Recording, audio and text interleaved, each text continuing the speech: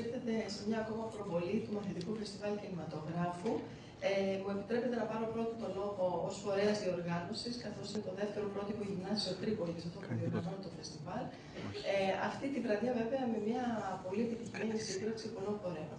Πρώτα απ' όλα, πρέπει να ευχαριστήσω μια δεδομένη, θεωρείται, αλλά καθόλου αυτονόητη υποστήριξη που έχουμε από τα Victoria Cinemas, δεδομένου ότι καμιά φορά το μήνα μας φιλοξενούν εδώ στις αίθουσες.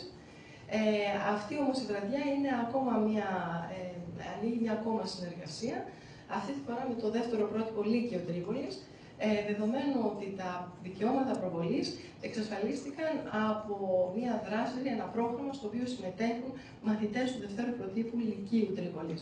Δίνω λοιπόν τον λόγο τώρα στην υποδιευθύντρια του Λυκείου να πει δύο λόγια και να σας καλωσορίσει.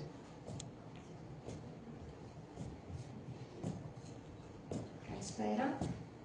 Σας ευχαριστούμε πολύ που παρευρίσκεστε σήμερα στην προβολή της ταινίας σε πρώτη πανελλήνια μετάδοση, η Τζούλη μένει σιωπηλή.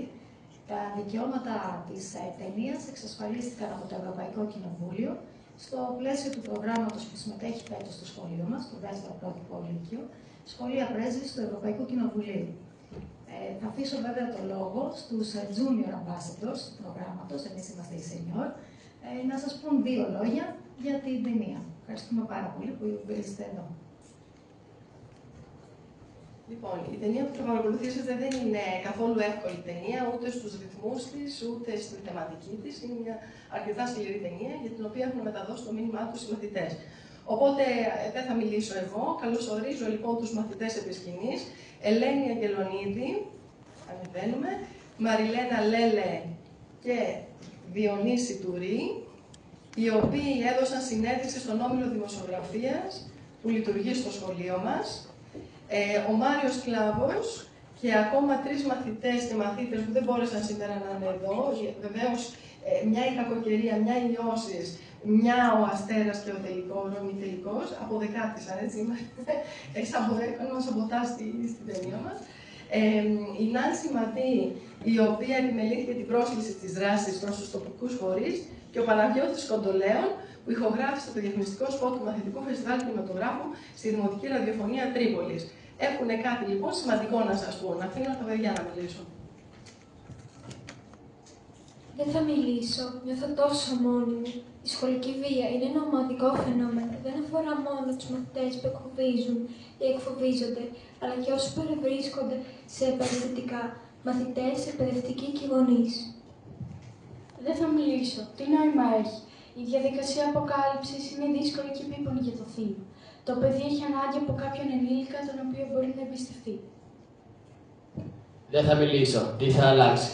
1 στα 2 παιδιά καθίστανται θύματα σχολικού εκφοβισμού και κακοποίησης στην περιφέρεια Πελοποννήσου, σύμφωνα με μια σύγχρονη έρευνα του 2023.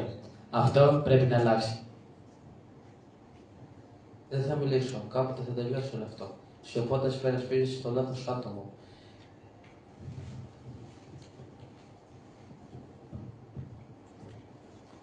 Εμείς και εσείς όλοι, οι μαθητές και οι μαθήτριες, βρισκόμαστε στην ευαίσθητη εκείνη ηλικία, κατά την οποία πρέπει να είμαστε ενήμεροι για τα όρια της εξουσιαστικές δομές που διαμορφώνονται στην κοινωνία, έτσι ώστε να οδηγηθούμε σταδιακά στο δύσκολο, αλλά αναγκαίο ταξίδι προς το θάρρος. Είναι σημαντικό να υπερασπιστείς την αλήθεια, ακόμα και αν οι συνέπειες είναι αβέβαιες. Η φωνή σου μετράει.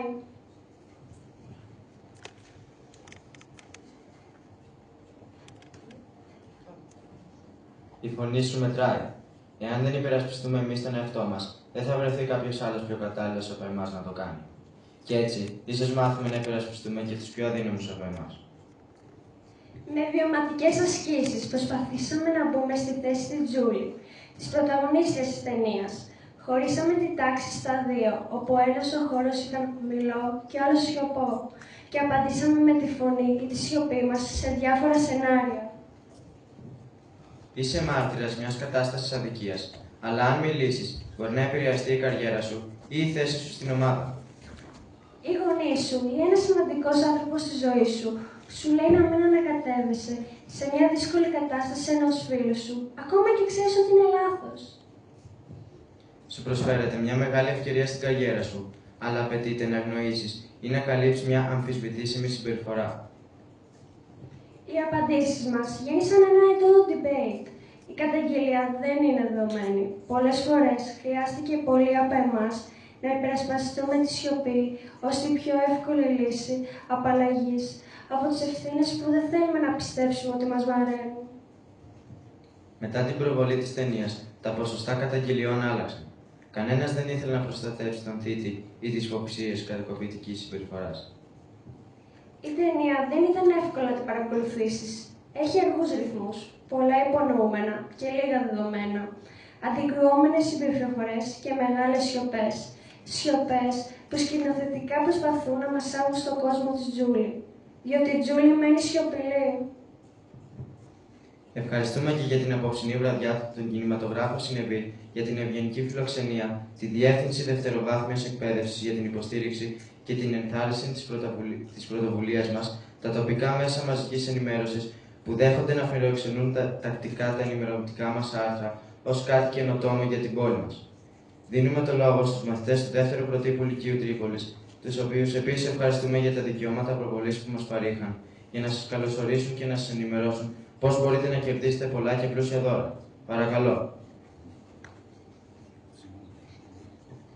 Καλησπέρα σας. Εγώ εκπροσωπώ τους Junior Ambassadors. Το 2ο Πρότυπο ΓΕΛ Τρίπολης επελέγει μεταξύ των σχολείων που συμμετέχουν στο πρόγραμμα Σχολεία Πρέσβης του Ευρωπαϊκού Κοινοβουλίου για το σχολικό έτος 2024-2025.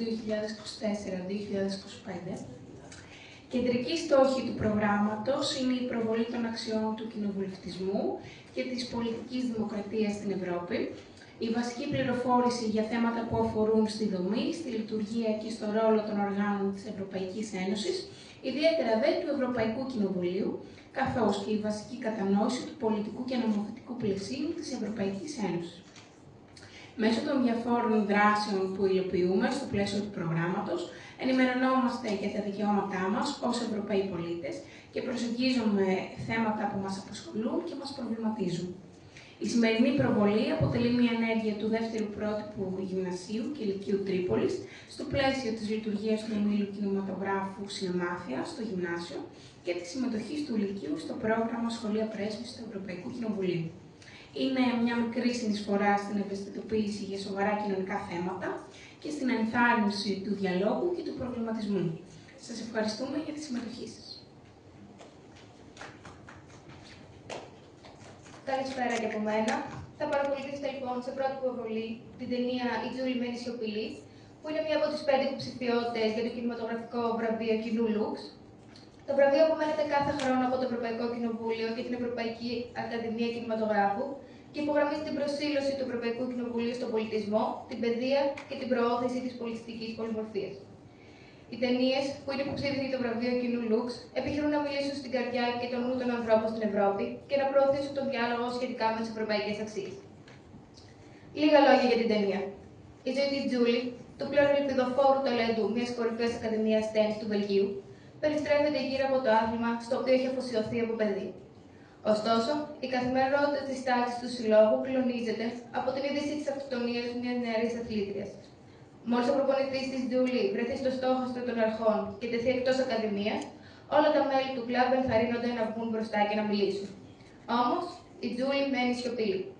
Η ταινία σκιαγραφεί την άφταστη δυσκολία του να σπάσει κανείς τη σιωπή του, δηλαδή ένα άτομο που έχει πέσει θύμα κακοποίησης.